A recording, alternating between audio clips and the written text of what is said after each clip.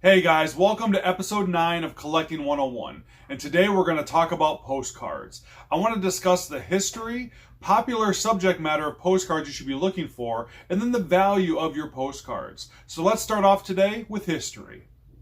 Let's start in 1840. That is when Theodore Hook became the first person to send a handmade printed card through the mail. Now, he did this as a practical joke on the post office because it was actually mailed to himself. Now, obviously, humor was a little different back then, but it's actually one of the most sought-after cards on the market today. Now, in 1861, that is when the Littman card was introduced. Now, this was after the government started to allow private printed cards to be sent through the mail. And two gentlemen were actually the main makers of these cards. It was John Charlton and Hyman Littman. Now, in 1865, Henrik von Steuben proposed the first open post sheet, or what we would know as the postcard today. But he was actually denied by officials because officials didn't think that people would want to give up their privacy so easily, which is really crazy to think about how much, considering how much privacy we give up today, when back then just a simple postcard was frowned upon because they thought it would give up way too much privacy. It's really, interesting to think about. Now, in 1869, Austria was the first country to allow postcards through the mail. Now, this was actually crazy because in the first year alone, or in the first 3 months alone, they had 3 million cards sent through the mail. With success like that, you knew governments around the world wouldn't be far behind. So from 1870 to 1874, countries like the US, Japan, Germany, and Great Britain started to allow postcards to be sent through the mail. Now, the first boom period for postcards in the U.S. was from 1905 to 1915, and most consider that the golden age of postcards. And that was because the government changed the postage from 2 cents to 1 cent. Now, during that boom period, the U.S. alone was mailing out 1 billion postcards, and which is just an amazing number. Now, worldwide, there was 7 billion cards sent per year. I mean, these numbers are per year during that 10-year period. I mean, it really just shows you the popularity of postcards and how people love to use them and to get their, their information and just their, their communication with their family and friends out there. I mean, what a crazy number. At the end of the boom period started World War I. And World War I was the first contributing factor to the downfall of postcards. And mainly because the cards and the ink had such a hard time being imported from overseas. Now, the second contributing factor was the invention of the telephone. The telephone allowed people to communicate such a faster, easier way than a postcard could. And actually, eventually, the postcard was starting to be called the poor man's telephone.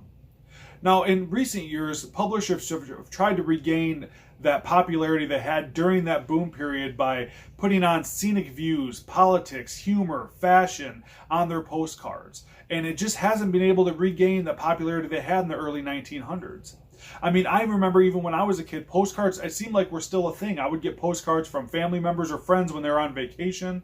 I mean, I thought they were quite cool. And I thought they were very special and personal because people took the time to purchase the card and write a little message on them. I mean, it actually meant something a little more than what you would see nowadays. And speaking of nowadays, I honestly believe postcards are probably going to be something we don't, discuss in decades to the future. I mean, it really is going to be a collectible item because I don't foresee them being used very much. I mean, considering you use the social media outlets or email or text or whatever, you're using to get a hold of people, I think postcards are just going to be one of those antiquated things that just kind of get lost in the shuffle, which could mean great for, for collectors, and it could jump the prices on a lot of these things. So speaking of that, let's talk about popularity. So when we talk about popularity, it always comes down to subject matter for me. So I'm going to break it down into 5 separate categories and give you a few examples of each card in each category. So let's start it off with holiday. Now, holidays, the first holiday I always speak of is Christmas, because those Christmas postcards offer a beautiful, nostalgic, and festive feel to your collection. The next up is Easter. Now, Easter is different because it offers a nice spring, flowery feel to that collection. And when you collect holiday postcards, you really got to include those as well because there are some really beautiful Easter cards out there. The next up is easily the most collectible, and that's Halloween. Now, Halloween cards are, they offer an ominous, dark feel to your collection. Now, these are highly collectible out there amongst collectors, and we'll deal with more of those in the value section of this video, but you definitely, if you're going to start collecting holiday postcards, Halloween has to be one of them because there's just so much value and there's so much cool looks to some of these Halloween cards. Now, when we talk about some of the lesser known holidays like Groundhog Day or Arbor Day or Labor Day, there wasn't as many postcards made for those. So those cards are highly collectible as well. So always keep that in mind when you're out there looking for them, because these lesser known holidays that don't get celebrated, there is quite a good value in those too. Next up is scenery. Now, when I talk about scenery, it's really about giving you a location that predates an event. So like the Twin Towers before 9/11, or Germany before World War II, or in the early 1900s with Japan and China, because you're getting these locations before something's come in and changed it. So it really shows people the history of a certain state, country, or just a small town. And like, speaking of small towns, if you're a local postcard collector and you have, a business or a schoolhouse or a church, and something's happened to it and it's burned down or it's gone or it's gone away, it really helps show people what used to be there. And again, it helps preserve that history, which, for historians, I know there's a lot of you out there that collect these postcards, because we get, people that come in all the time to the shop collecting these. So definitely something, if you're looking to collect postcards, you might want to look into. The next one I want to talk about is classic transportation. Now, this is your classic cars, military vehicles, ocean liners, boats. There's so many to pick from, and it hits two markets. It hits those classic transportation collectors as well as your postcard collectors, which gives you a bigger market to buy from. And then if you ever want to sell down the line, it gives you a bigger market to sell to as well. The next one I want to talk about is portrait postcards. Now, this gives you a glimpse into society at that time, be it either through fashion or home decor, and they're really good to look at. I mean, there's so many different ways a portrait postcard could go.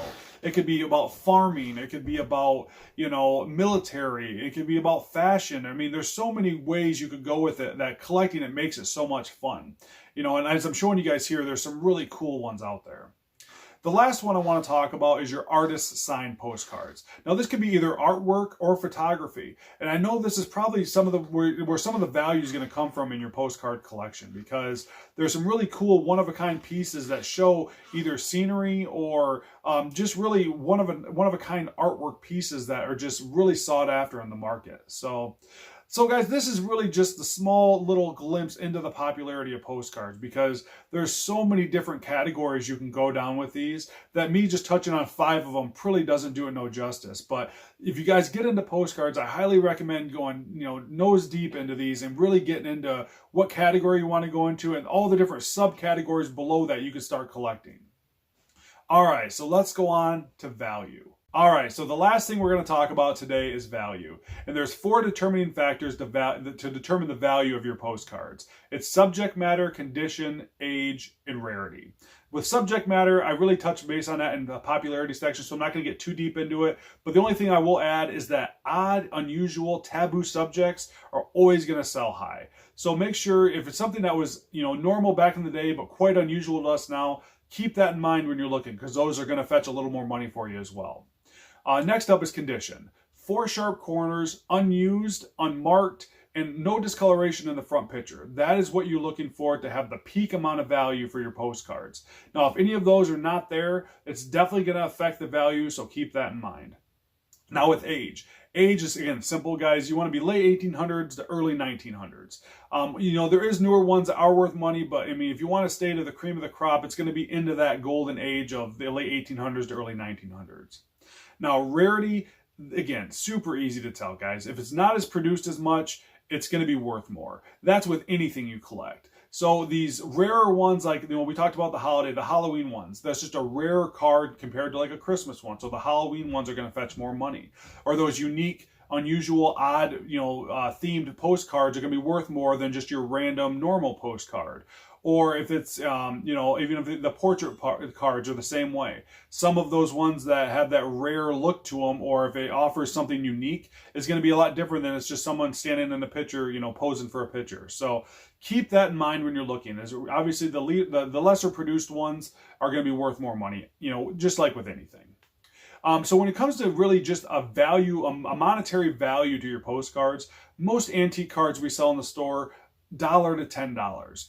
And that's really for marked ones and not always in the best condition. So if you find some of these that are unmarked in really good shape, you're looking at hundreds of dollars, guys.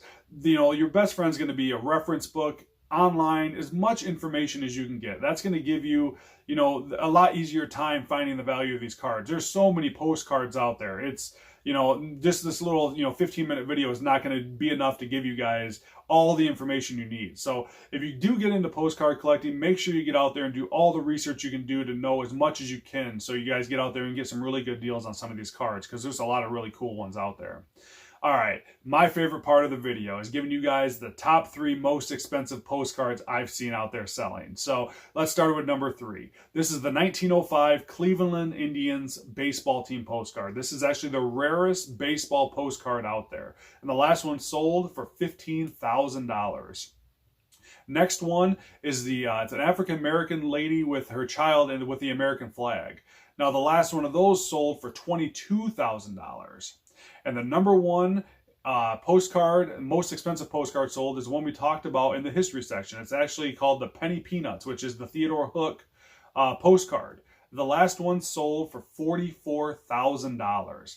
I mean, that's just crazy. Crazy money you can get for postcards, guys. And like I was telling you before, I really think postcards are going on the way out. So I think the more you collect these and the more you have, I think their values are going to go up on these. So definitely something to keep in mind when you decide what you want to start collecting in life. All right, guys, that's my video on postcards. I mean, there is so much history to these things. I mean, and we delved really deep into those. And then the popularity, there's so many different subject matters you can touch into. So again, me touching on 5 of those categories, there's so many more you guys can get into that I really think you would enjoy. And then the value. I mean, values for these are all over the place. So hopefully gives you guys a little tiny bit of what, your postcards can be worth. But of course, doing those research is going to be your friend as well. So like I said, guys, thank you all so much for watching. If you guys want to like this video, comment below. Are you guys postcard collectors? Are you guys into postcards? Was your parents into postcards? I mean, I didn't have much of my family into postcards, so I've learned along the way being in the business. But like I said, I am a young student when it comes to the knowledge of postcards. So throw as much information in that comment section. Help out all the viewers as much as you can as well. So, and of course, subscribe to the channel. We appreciate everybody that's subscribed. I mean, there's so much good content coming up with the summer and the auctions and more Collecting 101 videos. So hopefully you guys are enjoying the content. And stay tuned for next Tuesday when episode 10 is going to be on Hot Wheels. So thank you guys all so much for watching. And when it comes to collecting, it's always about your memories over money. See you guys later.